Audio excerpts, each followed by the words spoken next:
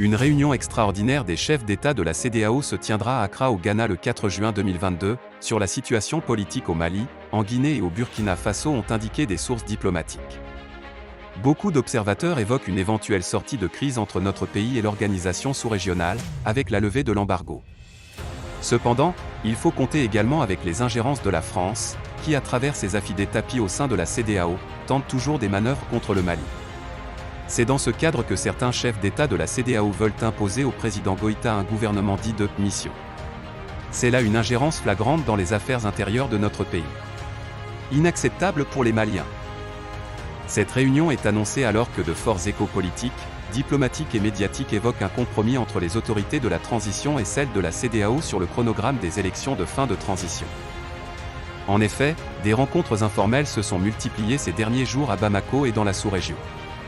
Abdoulaye Diop, ministre des Affaires étrangères, en visite au Togo, avait annoncé le 4 mai dernier avoir demandé au président togolais, Faure Gnassingbé, sur instruction de son président, le colonel Assimi Goïta, d'user de son expérience et de sa sagesse pour aider à faciliter le dialogue. Et Faure Gnassingbé n'a pas aménagé ses efforts pour convaincre les acteurs régionaux, et plus largement, l'ensemble de la communauté internationale, pour un compromis qui sortira le Mali de sa situation actuelle et renforcer la stabilité de la région. Un compromis qui permettra de lever les sanctions économiques et financières imposées par la CEDEAO. Ainsi, selon plusieurs sources, un compromis serait en vue entre les différentes parties sur une prolongation de la transition, 18 à 20 mois, et cet accord comprendrait aussi la mise en place d'un nouveau gouvernement dit de mission. Mais la question qui se pose, est-ce le rôle de la CEDEAO de s'ingérer dans les affaires intérieures d'un pays en imposant un gouvernement ? D'autant plus que cette solution de « gouvernement de mission » n'a jamais été imposée ailleurs. Pourquoi le sera-t-il au Mali ?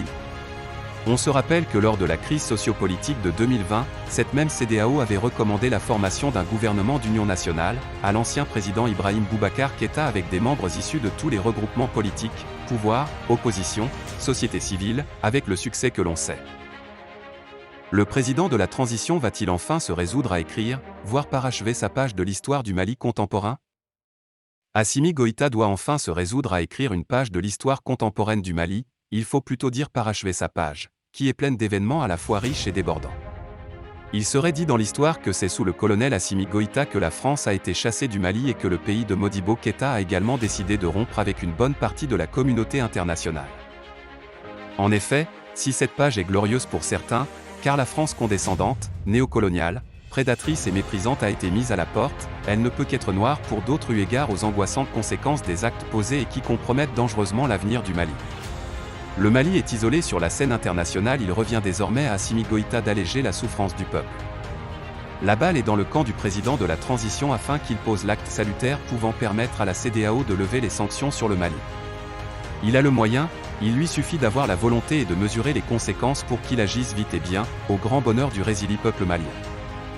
Mesure-t-il déjà les conséquences à court, moyen et long terme de son entêtement qui pourrait compromettre dangereusement l'avenir du Mali ? Si tant est qu'Assimi Goïta mesurait les conséquences de son entêtement à vouloir trop tirer sur la corde avec la CEDEAO, il n'allait pas traîner les pieds avant de décider de trouver un compromis avec l'organisation sous-régionale afin que les sanctions soient levées. Il doit comprendre qu'il s'agit de l'avenir du Mali et pour ça aucun sacrifice ne devrait être de trop. Le Mali souffre et les Maliens aussi.